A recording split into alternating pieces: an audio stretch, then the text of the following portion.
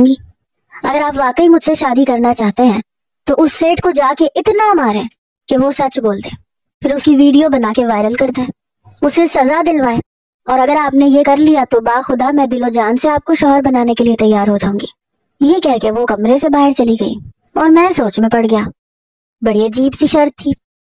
بہرحال میں اس سیٹ کی جیل تک پہنچا تو وہ کہنے لگا میں جانتا ہوں تم کیوں آئے ہو، یقیناً تمہیں کوئی کال آئی ہوگی، چلو کھولو یہ دروازہ۔ میں نے جیل کا دروازہ کھولا اور پھر دروازہ بند کر دیا۔ میرے ساتھ ایک اور پولیس اہلکار بھی موجود تھا۔ میں نے اسے کہا کہ دیکھو میں چاہتا ہوں کہ تم سچ اپنے جرم کا اعتراف کر لو، جو کہ تم نے اچھا نہیں کیا اپنی ملازمہ کے ساتھ، تم نے بہت بڑی زیادتی کی ہے۔ کہنے لگا اوہ شٹ اپ، تم ہوتے کون ہو مجھے یہ سب کہنے والے؟ کیا تمہیں اپنی وردی سے پیار نہیں ہے؟ میں نے کہا تم سچ بتاؤ گے یا پھر میں ڈنڈے کا استعمال کروں؟ یہ سن کر وہ کچھ گھبرایا۔ میں نے کہا دیکھو میں حاجی صاحب سے کہہ دوں گا کہ آپ کی کال آنے سے پہلے میں پوچھ گچھ کر چکا تھا، اب تم بتاؤ تمہیں سچائی بتانی ہے یہاں پہ ڈنڈے کھانے ہیں؟ وہ تقریباً 50 کے لگ بھگ عمر کا تھا۔ کہنے لگا میری بات کرواؤ آئی جی سے، میں تمہاری وردی اتروا دوں گا۔ میں نے کہا جو چاہے کر لینا، لیکن پہلے سچائی بتا دو ورنہ مجھے مارنے میں کوئی مذائقہ نہیں ہے۔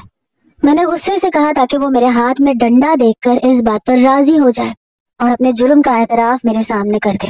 میں پولیس اہلکار سے کہہ چکا تھا کہ اس کی ویڈیو بنا دے۔ اس نے اعتراف کیا اور میں نے اس کی ویڈیو بنائی اور اسے وائرل بھی کر دیا۔ اس ویڈیو کے بل بوتے پر اس شخص کو سزا ہوئی کیونکہ بات کھل کے سامنے آ چکی تھی۔ میری بھی تھوڑی واہ واہ ہو گئی، لیکن آئی جی صاحب بہت ناراض تھے۔ میں نے کہا یہ سب کام میں پہلے کر چکا تھا، آپ کی کال لیٹ آئی تھی۔ بہرحال وہ مجھے نوکری سے نکال نہیں سکتے تھے، میری عزت کے جھنڈے بھی گڑ گئے۔ وہ اس دن چھٹی پر تھی، آفس نہیں آئی تھی۔ اگلے روز آئی تو مجھ سے نظریں چرا رہی تھی۔ میں نے کہا چند دن پہلے کچھ کہا تھا آپ نے، جواب نہیں دیا۔ میں نے پھر سے پوچھا کہ میں آپ کی چپ کو کیا سمجھوں، ہاں یا نہ؟ کہنے لگی مجھے امید نہیں تھی کہ آپ اتنے بہادر ہیں، پھر بزدلی کا مظاہرہ کیوں کرتے ہیں؟ میں نے کہا ہمیں مجبور ہونا پڑتا ہے، کہیں ہم مجبور کر بھی دیتے ہیں، جیسے اس بار میں نے آپ کو مجبور کیا۔ یہ بات میں نے مسکراتے ہوئے کہی تھی۔ کہنے لگی ٹھیک ہے آپ اپنے پیرنٹس کو بھیج دیجیے گا۔ یہ سن کر میں بہت خوش تھا۔ میں نے اپنے والدین کو فروا کے گھر بھیج دیا، رشتہ بھی پکا ہو گیا، شادی بھی ہو گئی۔ شادی کی رات وہ میرے کمرے میں میرے سامنے بیٹھی تھی اور مجھے اپنی آنکھوں پر یقین نہیں آ رہا تھا۔ میں نے فروا کا ہاتھ پکڑا تو کافی سرد تھا۔ میں نے کہا ایک پولیس والی ہو کے گھبرا رہی ہو، یہ تو غلط بات ہے۔ کہنے لگی کچھ چیزیں فطری ہوتی ہیں، ہم پولیس والی بھی لڑکیاں ہی ہوتی ہیں، کوئی اور مخلوق نہیں ہوتی۔ وہ شاید خود کو بااعتماد ثابت کر رہی تھی۔ میں نے کہا کہ اس حساب سے تو پھر تمہیں شرمانا بھی چاہیے۔ وہ ہنسنے لگی، کہنے لگی اب شرم نہیں آ رہی تو کیا کروں؟ بہرحال میں نے اس کے ہاتھوں پر رونمائی کے طور پر سونے کا کنگن پہنایا تھا، پھر اس کے ساتھ محبت کا اظہار کرنے لگا کہ تم پہلی نظر میں ہی مجھے اچھی لگی تھی۔ وہ کہنے لگی لیکن میں نے آپ کو کبھی اس نظر سے دیکھا ہی نہیں تھا۔ ہاں جب آپ سے شرط لگائی تھی تو اس وقت بھی مجھے یہ نہیں لگتا تھا کہ آپ یہ کام کبھی کریں گے۔ کہنے لگی مجھے آپ سے ایک وعدہ چاہیے نوید۔ میں نے کہا کیا بات ہے؟ عمر بھر ساتھ نبھانے کا وعدہ تو میں دل و جان سے نبھاؤں گا۔ کہنے لگی آپ اپنی ڈیوٹی ایمانداری سے کریں گے۔ میں نے اس کے ہاتھ سے اپنا ہاتھ کھینچ لیا۔ میں نے کہا دیکھو میں شادی کی رات ڈیوٹی کی بات نہیں کرنا چاہتا، صرف پیار اور محبت کی کرنا چاہتا ہوں۔ ایسے میں اس کے قریب جانے لگا تو کہنے لگی مجھے وعدہ چاہیے۔ میں نے کہا اور اگر میں نہ کروں؟ تو کہنے لگی پھر یہ سامنے صوفہ نظر آ رہا ہے، آپ یہاں پہ لیٹ کے سو جائیں۔ میں نے کہا فروا پلیز وہ بات کرو جو ماننے والی ہو، یہ بات میں نہیں مان سکا، بہت دفعہ ہم پہ بہت پریشر ہوتا ہے۔ وہ کہنے لگی کہ جب تک ہم اپنے آپ کو پریشر میں ڈالتے رہیں گے تب تک اس قوم کا مستقبل کبھی نہیں بدلے گا، کیونکہ ہم ہر شعبے میں غلام ہیں۔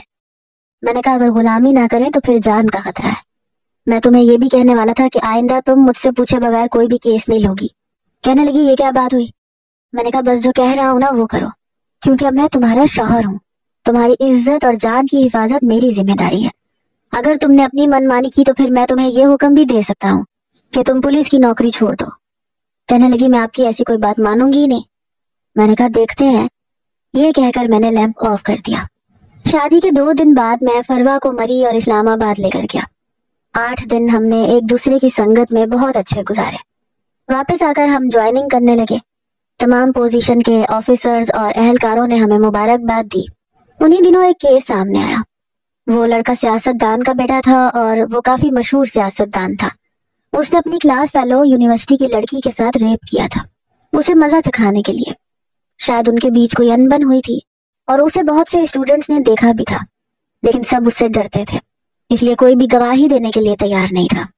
اس لڑکی کی ماں روتے ہوئے ہمارے پاس آئی تھی، لیکن میں یہ کیس لیتے ہوئے گھبرا رہا تھا کیونکہ سیدھا نوکری چھٹتی۔ ایک تو ہمیں ہر بار کیس لینے سے پہلے یہ سوچنا پڑتا ہے کہ ہماری نوکری کو خطرہ تو نہیں۔ پھر بھی میں نے FIR کاٹ دی تھی کیونکہ فروا بھی ساتھ آئی تھی، میں اس کی بات نہیں ڈال سکتا تھا، لیکن میں نے اسے کہہ دیا تھا کہ وہ اس کیس کے بیچ میں نہیں آئے گی۔ کہنے لگی کیوں نہیں آؤں گی؟ میں نے کہا فروا میں تم سے جو کہہ رہا ہوں وہ کرو، یہ بہت خطرناک قسم کے لوگ ہیں، تمہیں اندازہ بھی نہیں ہے کیا کر سکتے ہیں، میں ہینڈل کر لوں گا۔ کہنے لگی آپ اوپر سے آنے والی کال پر اس کمینے کو چھوڑ دیں گے اور میں اس کا حشر بگاڑ کے رکھوں گی۔ میں نے کہا دیکھو میں پوری کوشش کروں گا کہ اس لڑکے کو سزا دلواؤں، لیکن تم بیچ میں نہیں آؤ گی تو مطلب نہیں آؤ گی۔ اسی وقت مجھے SHO کی کال آ گئی، کہنے لگے کہ IG صاحب نے تمہیں اپنے پاس بلایا ہے۔ میں فروا کو منع کر کے گیا تھا کہ تم نے اس لڑکے کو کچھ بھی نہیں کہنا اور نہ تم مجھے اس کی جیل کے پاس جاتی نظر آؤ۔ میں یہ کہہ کر IG صاحب کے پاس چلا گیا۔ انہوں نے کہا کہ FIR ختم کر دو اور لڑکے کو چھوڑ دو، اور یہ کام راتوں رات ہو جانا چاہیے۔ کسی کو یہ پتہ ہی نہیں چلنا چاہیے کہ وہ گرفتار بھی ہوا تھا یا اس نے کسی لڑکی کی زندگی برباد کی ہے۔ سب کچھ فیک ہے کہہ کر ختم کر دیا جائے گا۔ اوپر سے بہت آرڈرز آ رہے ہیں۔ یہ سیریس کیس تھا، چھوٹا موٹا کیس نہیں تھا جسے میں ہینڈل کر لیتا۔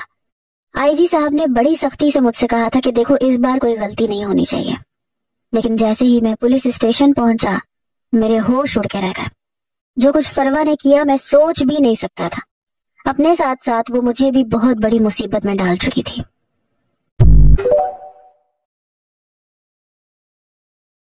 اور تمہیں IG صاحب نے کتنا کہا تھا کہ بتا دو اگلا کارنامہ کون سا انجام دینا ہے تاکہ ہمیں پتہ چل جائے، لیکن نہیں، تم نے تو سرپرائز دینا تھا۔ اب یہ سرپرائز تمہیں بھی مل گیا۔ جانے من اب یہ بتاؤ یہ سرپرائز کیسا لگا؟ میں نے بھی اسے خوب چڑھایا۔ کہنے لگی نوید میں تمہارا قتل کر دوں گی۔ وہ بہت غصے میں تھی، میری چھیڑ چھاڑ پر اور بھی زیادہ تنک گئی تھی۔ بہرحال نتیجہ یہ نکلا کہ روٹی مجھے تندور سے لانی پڑی کیونکہ بیگم صاحبہ نے روٹی بنا کے نہیں دی تھی۔ کھانا کھانے کے بعد میں نے کہا اچھا چائے تو بنا دو۔ کہنے لگی وہ بھی خود بناؤ۔ میں نے کہا فروا دیکھو میں نے یہ سب کچھ نہیں کیا اور نہ مجھے کچھ سمجھ آ رہی ہے۔ دوسری بات مجھے تم سے کچھ باتیں بہت ضروری کرنی ہے، لیکن چائے پیے بغیر نہیں کروں گا۔ میری پیاری سی شونو میرے لیے ایک کپ چائے بنا کے لا دو۔ بہرحال وہ اٹھ کر گئی، چائے کا ایک کپ میرے سامنے رکھ دیا، دوسرا کپ خود ہلکا ہلکا گھما کے پینے لگی۔ کہنے لگی اب بتاؤ کیا کہنا ہے؟ میں نے کہا دیکھو تم گھر میں اکیلی ہوتی ہو، امی ابو دونوں عمرے کے لیے گئے ہوئے ہیں، اس لیے میرا دوران ڈیوٹی بھی مجھے دھڑکا لگا رہتا ہے کیونکہ وہ لوگ بہت خطرناک ہیں۔ اس لیے اپنی پسٹل کو لوڈ رکھنا اور خود بھی چوکنی رہنا، اور کوئی بھی گڑبڑ کا احساس ہو مجھے بس ایک مس بیل دے دینا، میں سمجھ جاؤں گا۔ کہنے لگی تمہیں میں اتنی کمزور لگتی ہوں؟ میں نے کہا تم کمزور ہو، 2-4 ڈنڈے مار لینے سے تم طاقتور نہیں ہو جاتی، ڈنڈے کے بغیر تم کیا ہو؟ کچھ بھی نہیں ہو۔ میں نے چائے پیتے ہوئے یہ کہا تھا۔ کہنے لگی ذرا چائے ختم کرو میں تمہیں بتاتی ہوں کہ میں ڈنڈے کے بغیر کیا کر سکتی ہوں۔ میں نے کہا اچھا مجھ سے پنگا لوگی؟ دیکھ لو ہار جاؤ گی۔ کہنے لگی اگر تم ہار گئے تو؟ میں نے کہا سوال ہی پیدا نہیں ہوتا، اپنی صحت دیکھو پھر مجھے دیکھو، میں ایک مرد ہوں، تم کمزور سی عورت ہو، کیا کر لوگی؟ کچھ بھی نہیں کر سکتی۔ کہنے لگی چائے ختم کرو پھر تمہیں بتاتی ہوں کہ میں ایک کمزور سی عورت کیا کر سکتی ہوں اور کیا نہیں۔ چائے پی کے تو میں بھی بڑا فریش ہو گیا تھا۔ کہنے لگی پنجا لڑائیں گے میرے ساتھ؟ میں نے کہا ہاں کیوں نہیں، تمہیں ہارنے کا اتنا ہی شوق ہے تو شاباش آ جاؤ۔ تکیے کے اوپر تکیہ رکھا، اپنے اور اس کے لیے 2 تکیے رکھ دیے۔ میں نے کہا چلو لیکن ایک شرط رکھیں گے۔ کہنے لگی وہ کیا؟ میں نے کہا اگر تم ہار گئی تو تم میری ساری باتیں مانو گی۔ کہنے لگی اور اگر آپ ہار گئے تو آپ میری ساری باتیں مانیں گے؟ میں نے کہا منظور ہے۔ مجھے پورا یقین تھا کہ میں جیت جاؤں گا۔ ہم نے پنجا لگانا شروع کیا۔ میں نے زیادہ ہی طاقت کا مظاہرہ ابھی شروع نہیں کیا تھا کہ کہیں میری دبلی پتلی دکھنے والی بیوی کے ہاتھ میں کوئی موچ ووچ نہ آ جائے، پھر جڑوانے کے لیے بھی مجھے ادھر ادھر بھاگنا پڑے گا۔ لیکن دیکھنے میں وہ دان پان سی لگتی تھی जब उसने जोर लगाना शुरू किया तो मुझे भी थोड़ा सा अपनी ताकत का मुजाहिरा करना पड़ा, लेकिन अब उसका चेहरा सुर्ख होने लगा। वो अपनी पूरी कुव्वत लगा रही थी और मैं उसे बड़े मजे से देख रहा था, मुस्कुरा कर, साथ साथ अपने अबरू भी उचकाने लगा। मैंने कहा, हाँ अब बोलो बच्चू, शौहर से पंगा लोगी ना तो हमेशा शिकस्त होगी। अब तुम मेरी सारी बातें मानने के लिए तैयार हो जाओ। कहने लगी, मैं भी हारी नहीं हूँ,